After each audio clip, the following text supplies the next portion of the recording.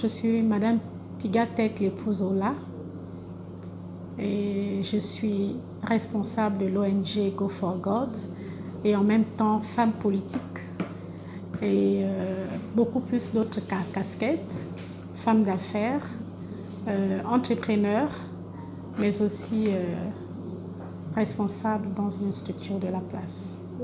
Je suis rentrée en politique par le canal d'un homme politique que je respecte beaucoup, M. Justus Longo, qui a vu en moi cette capacité, qui a vu en moi cette opportunité de faire la politique à ses côtés.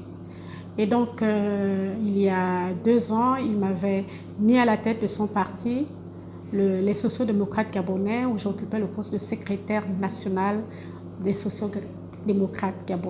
Dans le cadre des associations, mon association personnelle, que j'appelle Go for God, qui signifie Va pour Dieu, c'est une association qui reflète mon témoignage. Je suis une femme et ce que je suis aujourd'hui, je dois cela à Dieu. Pourquoi? Parce que je ne vais pas faire mon témoignage maintenant, mais c'est dire que j'ai été sauvée des eaux. Fille à 16 ans qui fait un enfant et qui abandonne ses études par la grâce de Dieu, qui revient et qui continue brillamment ses études en obtenant son bac et aller étudier à l'étranger, dans des écoles supérieures. J'ai créé donc cette association pour des jeunes filles qui ont fait des erreurs dans leur vie, qui peut-être à 16 ans, à 17 ans ont eu un enfant, mais qui n'ont plus d'espoir. Aujourd'hui, je veux redonner de l'espoir à ces jeunes filles. Faire vivre mon témoignage, dire à ces jeunes qu'il est possible d'avoir fait une erreur, mais de réparer cette erreur. Ce que je suis aujourd'hui, parce que j'ai eu des gens qui ont permis à ce que je répare cette erreur. Et j'aimerais donc aujourd'hui faire un appel à toutes les jeunes filles qui n'ont plus d'espoir parce qu'ils ont eu un enfant, qui n'ont plus d'opportunité pour continuer leurs études parce qu'ils ont eu un enfant, que je suis là pour eux. De la même manière que certains ont été là pour moi, je vais les aider à, non seulement à continuer leurs études, mais les aider à entreprendre. Parce qu'aujourd'hui, j'ai des outils et j'ai des capacités pour les aider. Et donc, c'est dans ce domaine-là que je veux agir, dans ce cadre-là que je veux agir, aider ces jeunes femmes à retrouver de l'espoir. Le SDG se porte bien avec la nouvelle vision actuelle. Le SDG est en train de lancer le renouveau du SDG, puisqu'on est dans le Gabon nouveau. Nous aurons aussi un SDG nouveau qui est en train de lancer par le président. Il est en train de travailler dessus. Vous avez vu récemment notre sortie à Makoko pour le lancement des activités de Makoko. Et là, je crois qu'il est en train de travailler sur le SDG. Les choses ne sont peut-être pas encore mises en place, mais je crois qu'il y a un travail de fond qui est en train de se faire. Le temps du dialogue est bien choisi. Nous sortons d'une période où aujourd'hui le général Brice Oligui Nguema, par son canal, le Gabon a été libéré. C'est un coup de libération et ce coup de libération implique forcément la présence de femmes, implique forcément aujourd'hui que les femmes prennent la place, que les femmes participent, que les femmes soient plus impliquées qu'hier dans ce qui se fait dans le Gabon. Alors l'arrivée de ce dialogue, la mise en place de ce dialogue est une opportunité pour les femmes. Et vous avez vu que nous rendons gloire à Dieu parce que dans tout ce qui a été fait, les femmes ont été mises au centre. Aujourd'hui, c'est vrai qu'on n'atteint pas encore les 30% dans tout ce qui est organisation, dialogue politique et autres, mais la prise en compte des femmes aujourd'hui est très excellente et très importante.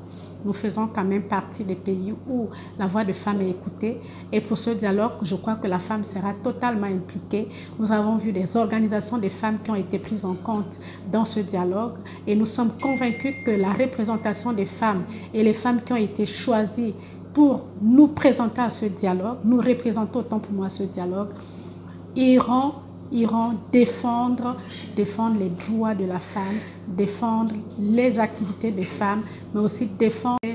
Les femmes de la CB Bricolo sont en train de s'organiser.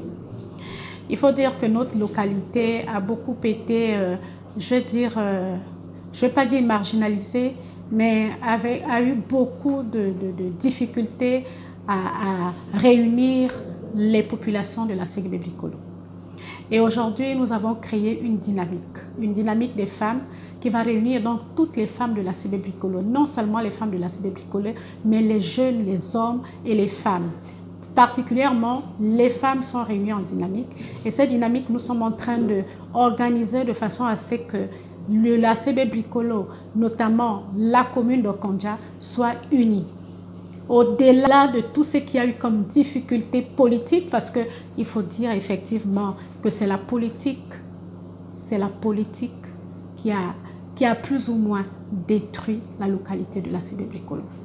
Il y a eu, c'est que nous allons créer une société, une association, autant pour moi, apolitique, mais qui aura pour mission de réunir toutes les forces de la Séguébé-Brikolo, en particulier les femmes, parce qu'on sait que lorsque la femme se lève, alors là, il y a quelque chose qui se passe.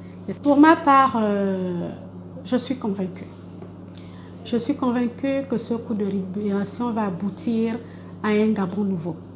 Ce Gabon que nous avons tant rêvé, ce Gabon que nous avons porté dans nos prières.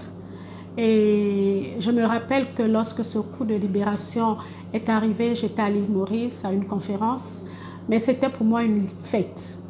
Lorsqu'on a annoncé que les militaires ont plus le pouvoir, tous les Gabonais sont sortis dans la rue. On a vu l'espoir sur le visage des Gabonais. J'aimerais simplement que le général Oligui ne puisse pas tomber dans les erreurs du passé. Et que de la même manière qu'il est venu par libération, libérer le peuple gabonais, qu'il reste réellement le libérateur. Qu'il reste réellement cet homme qui a mis Dieu au centre. Parce que le premier groupe qu'il a reçu après ce coup de libération, ce sont les hommes de Dieu. Cela prouvait suffisamment qu'il voulait mettre Dieu au centre de toutes choses. Et nous voulons simplement qu'il continue. Et avec ce dialogue politique, il a encore mis Dieu au centre du dialogue politique. Parce qu'il sait que ce pays est la propriété de Dieu. Ce pays, le Gabon, ne peut pas marcher sans Dieu.